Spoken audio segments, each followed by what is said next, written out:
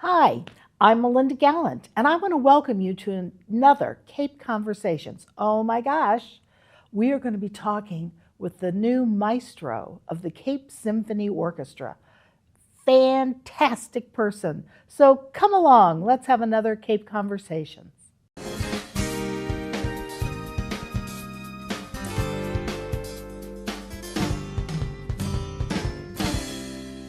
Hi, everybody. I'm Melinda Gallant. Oh, we are fortunate today to have somebody from the Cape Symphony Orchestra. Oh my gosh, Cape Cod Symphony Orchestra, actually. I don't know which it is now. Anyway, needless to say, we have the brand spanking new maestro, Alyssa Wang. Alyssa, how are you? Thank you so much for having me. So are you Cape Cod Symphony or Cape Symphony? It's Cape Symphony. It's Cape right Symphony. now, but yeah, I know there's been a lot of name changes through the years. When I was on the board and when I was a marketing, it was Cape Cod Symphony. Yep. So now we're back to Cape Symphony. We're back to Cape Symphony. You know what? As long as they don't call you late for dinner and show up to a concert, right? That's right. It's all good. So tell me about, I want to know everything. So here you are. You're not unfamiliar with New England, but you're not from here. That's right. I grew up on the West Coast Yeah. in San Francisco. Yeah. I did all of the youth orchestra programs. I studied violin. And Now, why would you study violin and not play soccer? I think I tried to do the sports and all these other things, and the only thing that really stuck for whatever reason was music. Yeah. So I did the whole youth orchestra thing in San Francisco. I had an amazing music education experience. Oh, wonderful. And then eventually did all of my college degrees and postgraduate degrees in violin. So I'm really a violinist turned conductor. Yeah. And conducting happened kind of as a experiment. Yeah. I just wanted to try it. I had a mentor who said, if you want to make your violin playing better, right, you should study conducting because it'll give you that kind of zoomed out bird's eye view of playing an orchestra. I was like, okay. So I did that, and then I caught the bug and then started pursuing conducting a little more seriously. Right. And do they teach conducting? They do teach conducting. It's a little more unstructured than how it might be to take like a lesson on a musical instrument. But you absolutely can study conducting formally. And so when I moved to Boston, it was for a master's degree.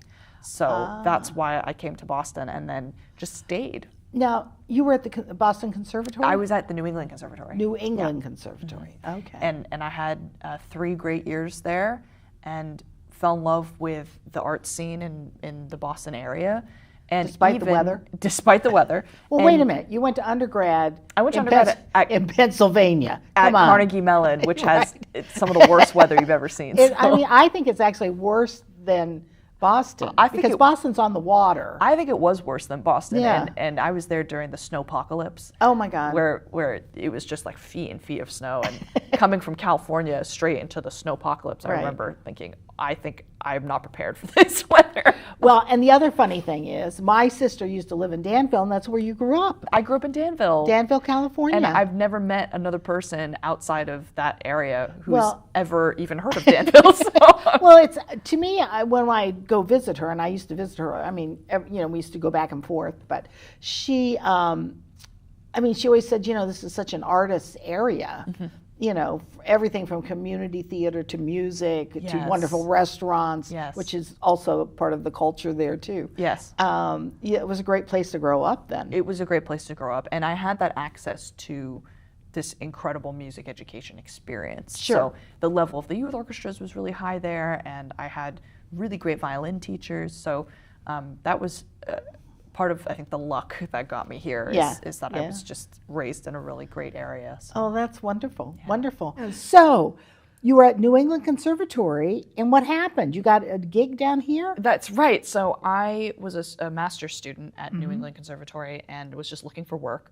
Yeah. And I, through I don't know how, somebody emailed me from the Cape Symphony and said, we have an opening for a sub-violin spot for this one gig that we're doing this week. Would you be able to do it? And sure. I said, absolutely. So I caught a ride down with somebody, and I played a whole week with the Cape Symphony in the back of the second violin section. Of course, never knowing that I would return in this capacity. But and who was the conductor? That was Jung Ho during that time. And ever since that time, the Cape Symphony has always been I've always had an awareness of the Cape Symphony. Sure. And anytime I would come down to Cape Cod, like that was always the kind of escape from the big city. And so I'd always known of the Cape Symphony pretty much almost immediately upon my arrival because of that one experience playing with the symphony. So have you been down here just to have fun? I had, yeah. Oh, good. And college student, even master's college student. Yeah. And this, it was the nature here and like just what the Cape represents. I think it was always a very beautiful place to visit. So yeah, it was not my first run in. And so when this job opened up, I thought, well, I already live in Boston. I already know this group. I like the group very much. Yeah. And I see a little bit of what they're doing in the community, and I'm interested. So I took the audition, and the first time that I conducted the Cape Symphony was during my audition in November of 2024. Wow. And so that was a really long process, as it is with lots of conductor auditions. It takes sometimes years. This one took several years. Yeah. So I sort of didn't, you never want to expect anything. And I just went in and I had a great time with the orchestra. I spent 1 week with them.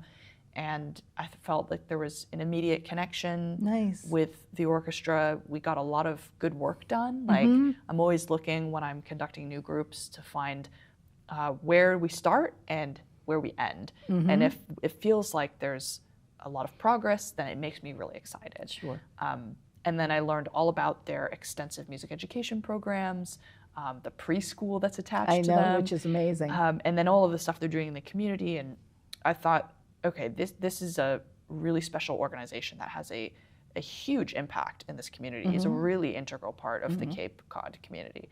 So I just sort of crossed my fingers and then got a call. Yay, that's great. Yeah. That's great. And so you're going to be doing your first, although people will see this long after you've already done it, but you kind of debut is this week for the holiday season. That's right. So because of the way that everything is being transitioned, I'm sort of doing like a half season right now.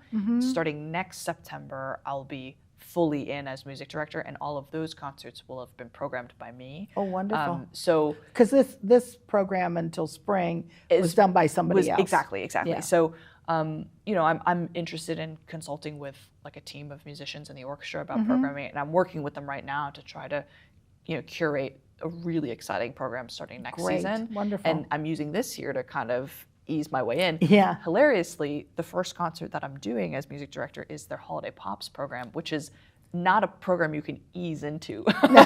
No, because it has to be festive and fun. It has to be fun, and there's so much music, and there's a huge collaborative element to it. So working with the Chatham Chorale. And are they going to be performing They're going to again? be performing again, and we have a wonderful guest singer, Patrice Tiedemann, who's coming in. She's sung with us in the past as well. So it's just a huge collaborative effort. Sure. So I'm a little bit like, okay, I just need to keep track of all the changes and like, when do I talk and when do I introduce people? So it's been a very fun, it's been a chaotic but fun process. Oh, excellent.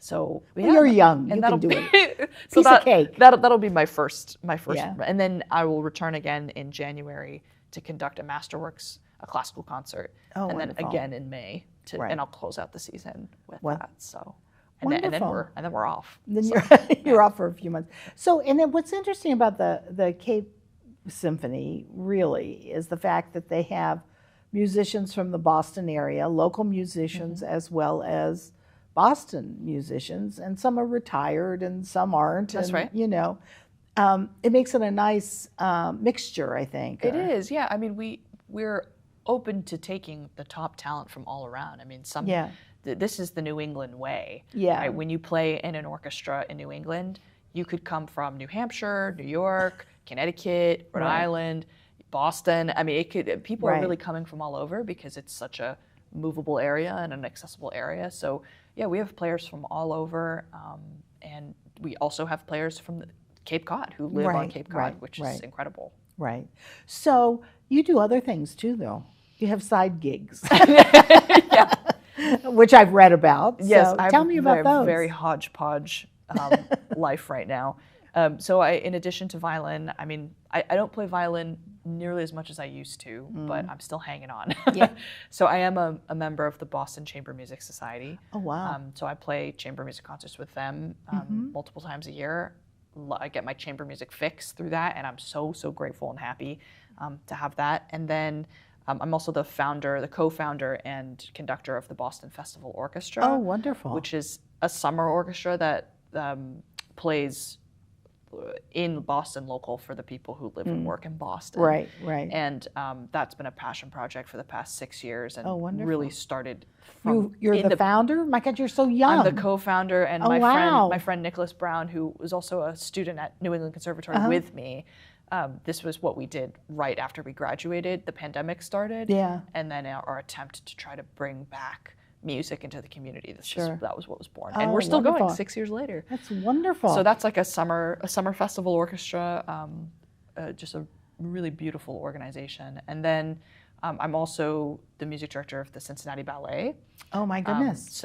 I'm from Ohio originally. Oh, there you go. Okay, so I just got back from doing some nutcrackers with them. Yeah. Yes. Yeah. It is the season for lots of nutcrackers. Right. So yeah, this is it's. So it's how a very, often do you go to Cincinnati? I go to Cincinnati whenever they have big performances with orchestra. I gotcha. So that's like half of their season. Right. Not canned music, but real musicians. Live music, and they utilize the Cincinnati Symphony. Oh, nice. So when they have a live orchestra playing for them, it is the real deal. So yeah, that's great. So that's and I love ballet. I used to be the assistant conductor of Boston Ballet. Oh, wow. So ballet has been a really important part of my life for the past 5 years, and I intend to keep it that way. I just love dance. I love music plus, anything in the theater, anything with that sort of thing. So. Oh, that's wonderful. Well, then you keep very busy. I keep very busy. Yes. Now you don't live down here. You live up in the Boston area. I live in Cambridge. You live in Cambridge. Yes. Ah, wonderful. Yeah, so I take the drive, but it's not so bad actually. You're going the correct direction. Yes, exactly. In the wintertime. In the winter. That's right. In the summer, it gets a little dicey. That's right. Both directions. That's right. Well, and we're trying to, continue building off of the Cape Symphony's work in the summer. Mm-hmm. There's been lots of different summer activities that have some have stayed for longer than others, and we're looking back on like what has really stuck. Is it possible for us to do more 4th of July events? Is it possible for us to really do something big in the summer when the population here really increases. Well, and you used to do Mashpee because I was a part of that, and then you also did Orleans, I think, or Chatham. It was Orleans, I believe. You did Orleans concerts down there in their park, and the Cape Symphony Orchestra has done everything from the Cape Cod Mall to Mashpee Commons to the fairgrounds. We've been all over, truly. And which is a wonderful thing. It's funny. I used to talk to 100 years ago to the original conductor, Royston Nash, who will always be fondly remembered. And it was always surprising to me that in Europe, kids automatically go to classical concerts. That's part of their schooling. They go to the ballet, they go to museums. It's a kind of a regular thing for them. Mm-hmm. And then I was fortunate to go with my son and daughter-in-law and their son together for the adoption of their daughter. And I went to Russia, and not a very happy place. And it was December, and there was 22 feet of snow, because we were at the base of the Ural Mountains, a place called Ufa, and but the concert hall, and it was very interesting. Our driver and our translator, who had to be with us at all times, they took us to the concert hall, and I'm telling you, it was like something. It was bigger than Lincoln Center, and they fill it, and I'm looking around, and there's just snow and cold and. Not many single-family homes. It's all high-rise, 10 stories up, 10 blocks long apartment buildings. But they all come to those concerts. Yeah. And to me, it's almost a way of having freedom, for them, a sense of freedom. Yeah. But it's just so amazing to me. And now the Cape Symphony has this robust educational program. Will you be a part of that? Yeah, definitely. I mean, I think music education is the most tangible way that an orchestra can make a positive impact in the community, right? Because when we want to build not only the next generation of arts lovers and appreciators, but we now know scientifically that when you're a kid and you get involved with the arts, if you play an instrument or anything like that, that you're more likely to have better grades in school, you're more likely to have a successful career, you're more likely to be more mentally happy. Like there's just so many benefits for kids when they are involved in this. So our preschool program is incredible because the music is integrated into that service. So you're not just sending your kid to preschool, you're sending them to a really holistic environment where music is being utilized for their well-being. It's an incredible model. So everything in their music education program and all of the outreach concerts they do, I mean, this is having a tremendous impact on the young people of Cape Cod, which is so awesome. And eventually that hopefully translates into people coming to the orchestra concerts as well. And those concerts are just an incredible gathering place for people. So people come from all over. And it's interesting that, I mean, you're right. In Europe, there is this kind of built-in culture of appreciation for specifically classical music. And it is different in the United States for sure. But on Cape Cod, I think, we have specific challenges because of the physical limitations. If you're on the other side of the Cape, sometimes driving an hour at night is not the most preferred activity to do, right? So we're trying to think creatively because we don't want to just be in orchestra. We have to be an orchestra for this community. So we're really thinking like, okay, if people aren't understandably willing to travel this huge distance at night, what can we do? Like, could we make some concert times available in the afternoon?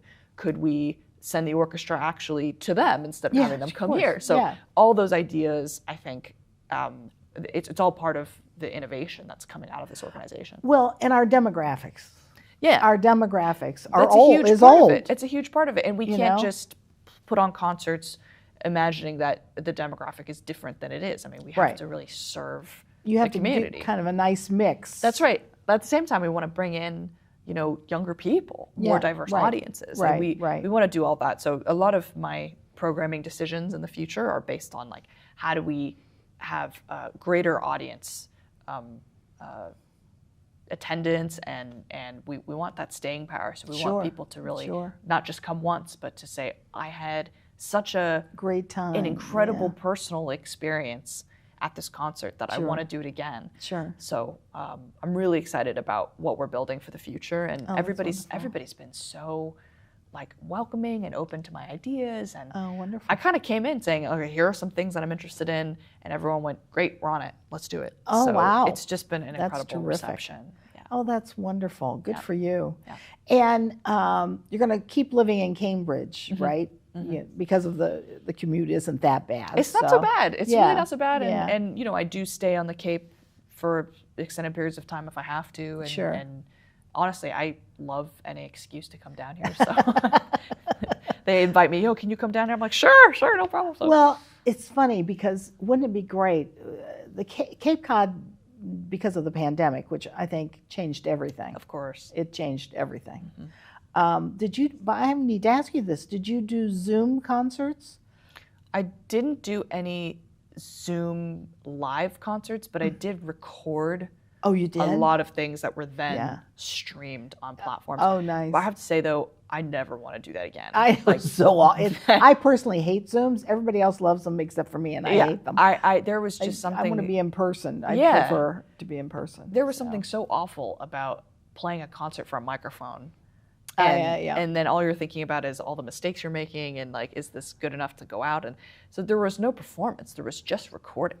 And that was a mindset change that I think very few of us were prepared for. Right. And some of us, I think some people are just better behind a camera, like they're really comfortable behind a camera. That was not me. I was like, well, you seem comfortable now. Please get me in front of an audience. Like, please get me in front of people. Yeah. You know, I can't play music for this machine. You know, that was really tough. That was really, really tough. But you're right, it changed everything. Well, and you don't get any feedback from it. I mean, there's nothing. I mean, there's no applause, there's no sneezing, there's nothing. You know when you're doing something, I do a lot of community theater stuff.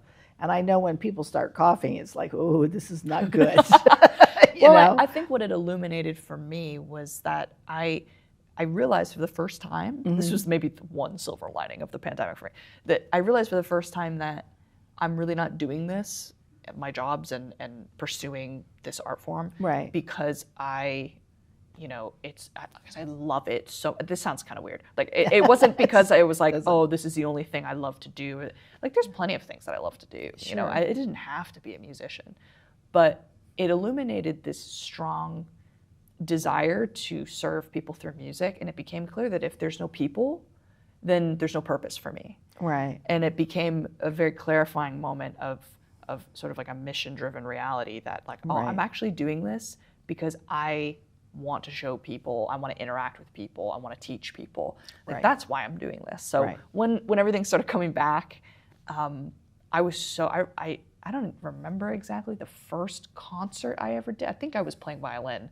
The first concert I ever did with a live audience, and I was like, oh my gosh, like this feels so much better. And a lot of my stage fright disappeared. Is that right? Because I was so happy to just be in front. And if I made a mistake, I was like, who cares? Like I'm in front of a live audience finally. So that actually changed a lot of my perspective on performance. And I go into every performance now with an incredible amount of gratitude for just being able to be in front of live people. Yeah. So I have to ask you, what do you do to relax? What do you do for fun? Skateboard? Oh my gosh. I have friends. If I have friends watching this right now, they're laughing at this exact moment. Because like, Alyssa, what do you do to relax? Now you're put on the spot. You said no gotcha questions. What can I tell you? This is the biggest gotcha question of all. I mean, I'm a big nerd. Yeah. So I absolutely love like sci-fi franchises. Oh, is that right? Watching the Dune movies and and that sort of stuff. I love geeking out about that stuff. Oh, that's great. I need to work. I admit it. I need to work on my downtime. But I really watching Dune movies. I love I love thrift shopping. Oh my goodness! That's been a bit of a therapy for me recently. It's just have you been to the ones here on the Cape? I have not, but somebody has told me that they will take me around. So I'm hoping to be. If anybody wants to take me around thrift shopping, please tell me. Call the office. I'm also looking for like really cool conducting outfits. Oh yeah. So vintage. Yeah, like vintage conducting outfits. So but also just regular clothes. Yeah. Well, it's really funny. There is just a zillion wonderful thrift shops here on the Cape. I've heard, and I definitely need to explore those. And then I love food. I'm a big foodie. Yeah. So I went. The last time I was on the Cape, shellfish. Of course. Okay. The last time I was on the Cape, I went to this Brazilian steakhouse. Oh yeah, it's wonderful. It's in Hyannis. Yeah, on Main Street. I can't remember what the name of it was called. I know. Yeah, I know what you're talking about. But that just blew where they come around with my the skewers. Mind. Oh my gosh! And if you're a meat eater, I sure am. I sure am. And I remember thinking, where am I right now? And they just kept coming with the meat skewers. Would you like some meat? I would. Thank you. Yes, I'll have more meat. So I've been having some really great culinary experiences. That's wonderful. Too. Good for you. Yeah. So you're enjoying your time here. You're enjoying I the absolutely Cape. love it here. Yeah. Oh, great. I mean, I've had such an incredible welcome, and in the maybe month after the announcement of me taking this position, I got dozens of emails from just people I'd never met before who somehow, I don't know how they found my email, but they found my email and they sent me just a welcome message. Hey, we're so excited you got the part. We're so excited to have you here. Welcome to the community. From people I've never met before. That's wonderful. I've never experienced that before. I thought, wow, this is really reflective of who people are here. So, and I'm very, very honored to be, in this position. Well, you're also the first woman. That's true.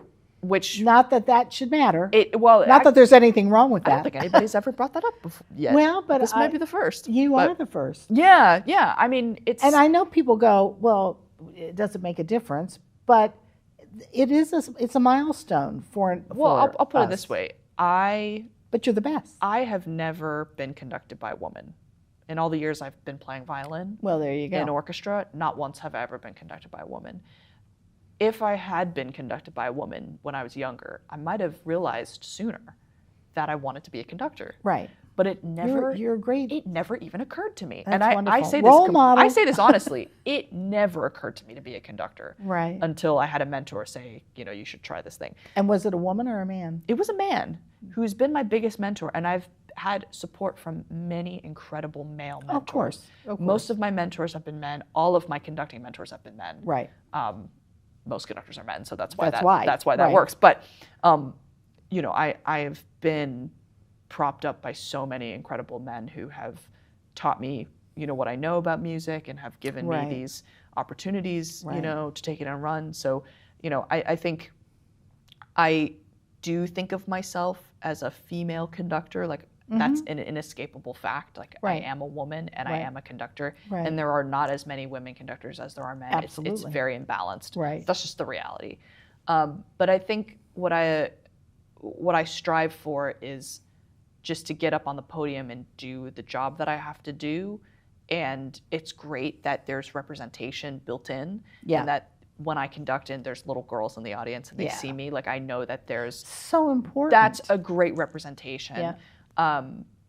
But I think I'm a musician first, and people feel that, and this orchestra certainly feels that. And my whole process, working with the search committee to find the next conductor of the Cape Symphony, I felt like I was being valued as a musician first. Right. And I really appreciated that. Right.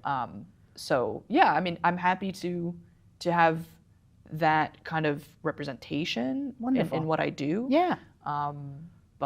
But yeah, I mean, to me, it's just about how do we make the orchestra climb to even higher heights? How do we expand our impact? Sure. How do we connect with audiences more? Right. And if we're doing that, then it doesn't matter who's on the podium. That's what matters. Right. Wonderful. You are a delight. Thank you for Congratulations. talking with me. Thank you so much. Congratulations. Wonderful to talk to you. I wish you the best. Break a leg, as they say. And you're going to be fantastic. I have no doubt about it. Thank you. Thank you. Alyssa Wang. Oh, my goodness. The new maestro of the Cape Symphony Orchestra. You've got to go see her, first of all, because she is not only beautiful and a lovely person inside and out, but she is so talented. So I'm glad you're going to get to know her, and I'm glad I got to meet her. So I thank you for joining me today, and I'll catch you next time on another Cape Conversations.